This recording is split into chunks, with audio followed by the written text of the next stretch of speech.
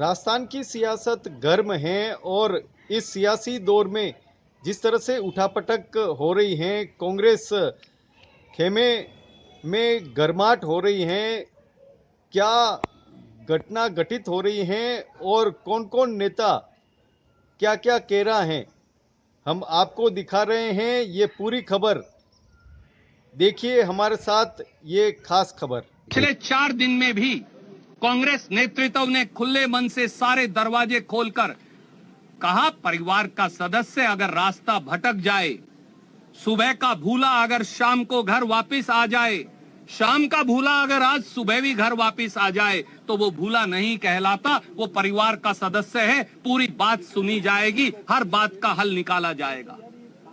पर मुझे खेद है कि श्री सचिन पायलट और कुछ उनके मंत्री साथी वो भारतीय जनता पार्टी के षड्यंत्र में भटक कर कांग्रेस पार्टी की जनता के द्वारा चुनी गई 8 करोड़ राजस्थानियों के द्वारा चुनी गई सरकार को गिराने का षड्यंत्र और साजिश कर रहे हैं।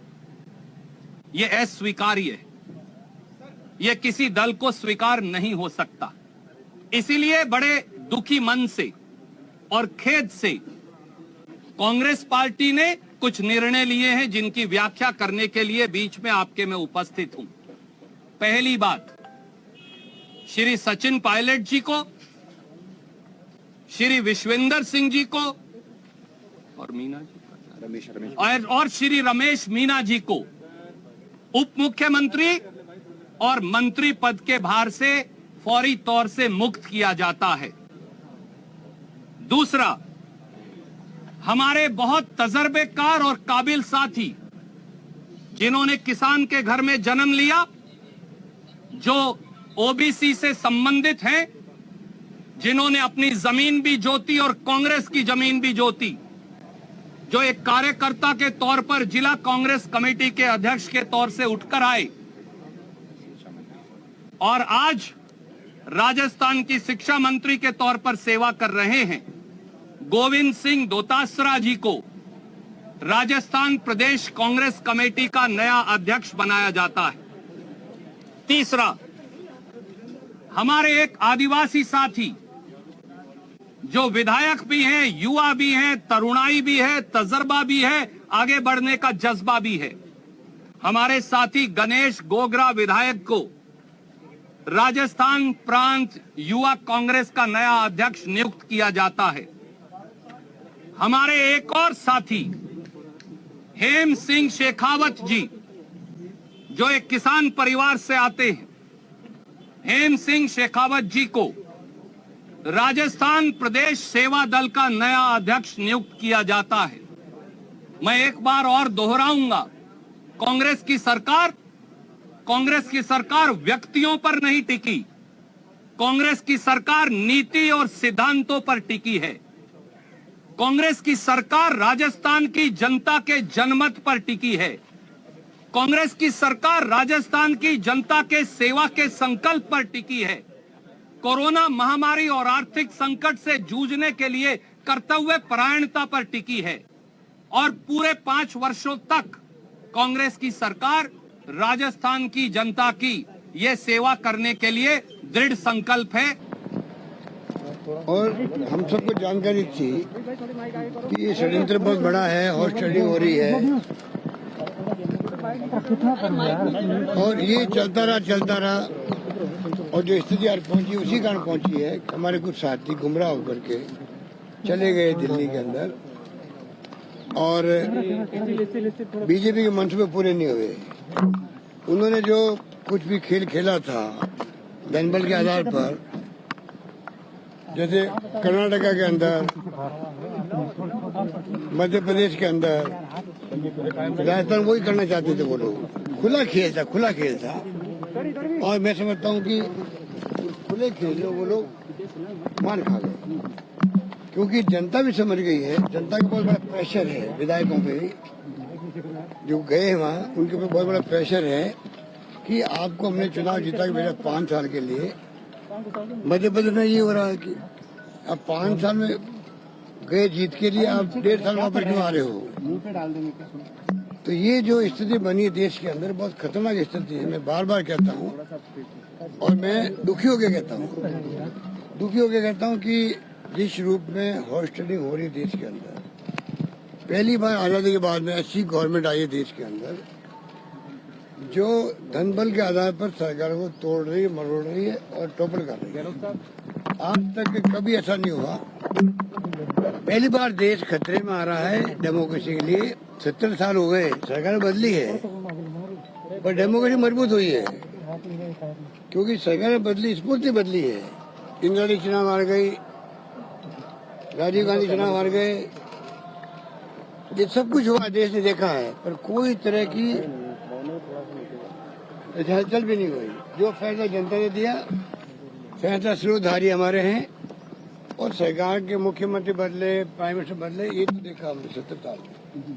पाकिस्तान में ऐसा नहीं होता, पाकिस्तान सैनिक को शासन बार बार होता था।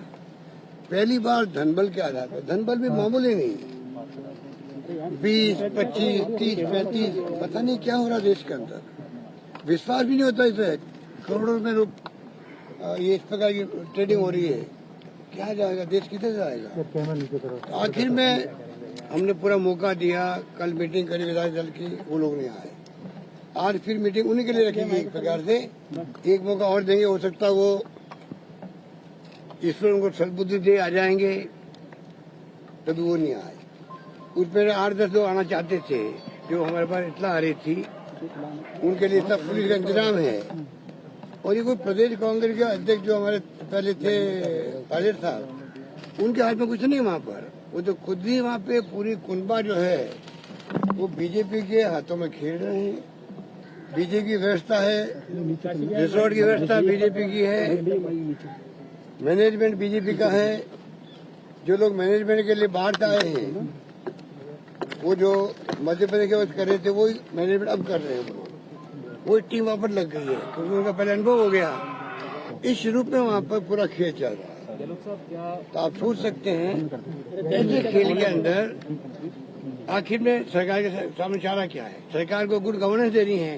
जो हमने वादा किया जनता से, वादे निभाए या इन झगड़ों में पड़े रहे। और कोविड आ गया था, जान लगा दी हम लोगों ने, रात दिन एक कर दिए। जनता ने पूरा साथ दिया हमारा, तमाम दलों के लोगों ने साथ दिया। बीजेपी के हो चाहे कांग्रेस को, सब विधायक लग गए, दानदाताओं के सहयोग से, भामाशाहों के सहयोग से। एक आदमी भूखा नहीं सोएगा, ये मेरा नारा था। मुझे खुशी गर्व है राजस्थान के एक एक परिवार ने, एक एक नागरिक ने इसको निभाया। देखो कोई भूखा नहीं रहा। हमने कैश बांटा, कैंड बांटा, गेहूं बांटे, लोग खुश थे।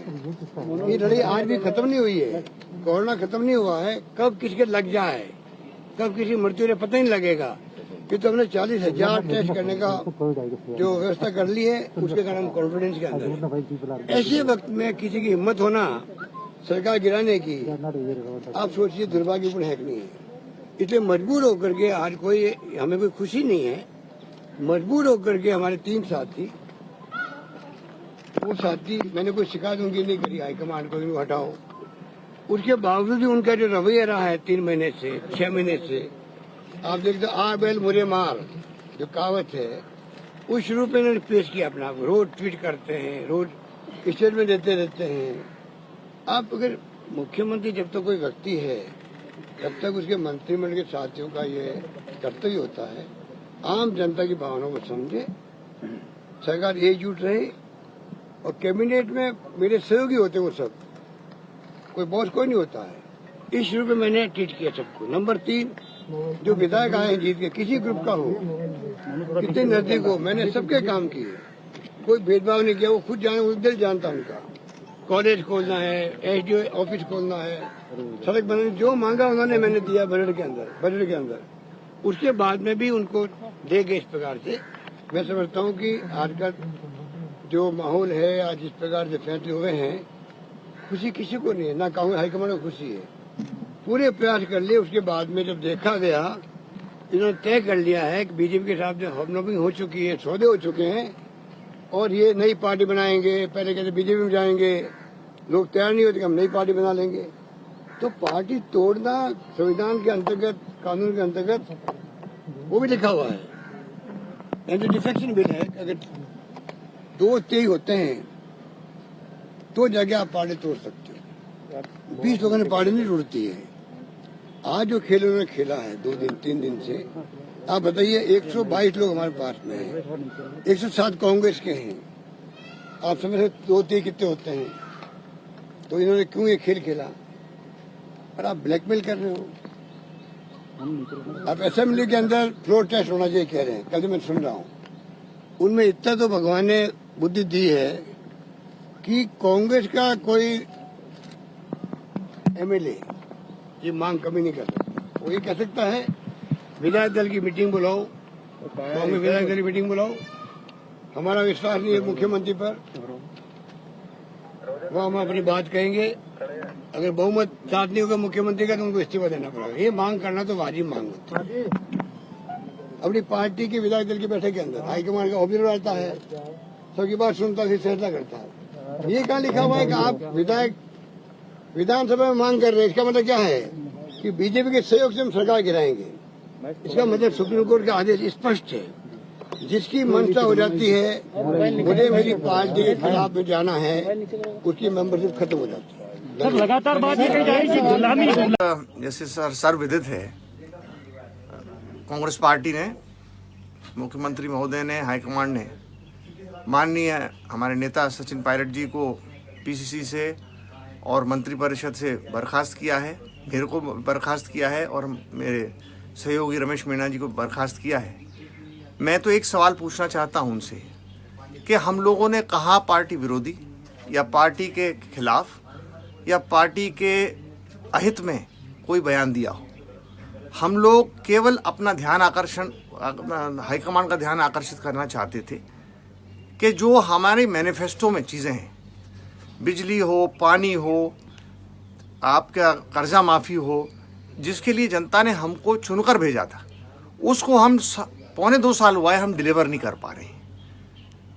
और आज भी मैं ये सवाल जनता के सामने रखना चाहता हूं कि हम 3 लोगों की या हमारे साथियों की क्या ऐसी गलती है जिससे कि कांग्रेस पार्टी ने हमको अपने बर्खास्त किया है मंत्रिमंडल से। मुझे चिंता नहीं मंत्रिमंडल से बर्खास्त होने की, बल्कि और अच्छी ज़्यादा सेवा कर पाऊंगा जनता में रह कर के।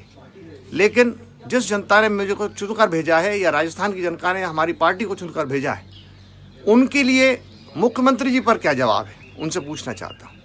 उन्होंने कहा कि 20-20, 25-25 करोड़ रुपए लोगों को मिल रहे हैं।